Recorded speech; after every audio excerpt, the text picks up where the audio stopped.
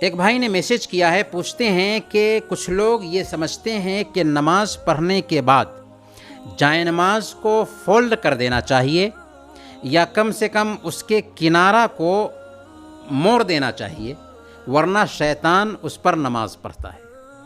کیا اس کی کوئی حقیقت ہے؟ اس کی کوئی حقیقت نہیں میرے بھائی، اس کا تعلق خرافات سے ہے۔ شیطان کیا عبادت کرتا ہے؟ وہ تو عبادت کا دشمن ہے، وہ تو اللہ کا نافرمان ہے، وہ لوگوں کو عبادت سے روکتا ہے۔ وہ جائے نماز پر عبادت کرنے کے لیے جائے گا، نماز پڑھنے کے لیے جائے گا؟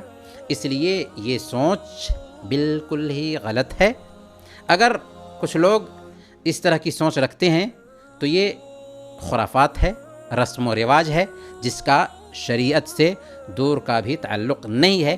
ہاں، اگر مصلی کو، جائے نماز کو ایک بندہ گندا ہونے کی وجہ سے اٹھا دیتا ہے، اس اندیشہ سے کہ گندا نہ ہو جائے، تو کوئی حرج کی بات نہیں ہے۔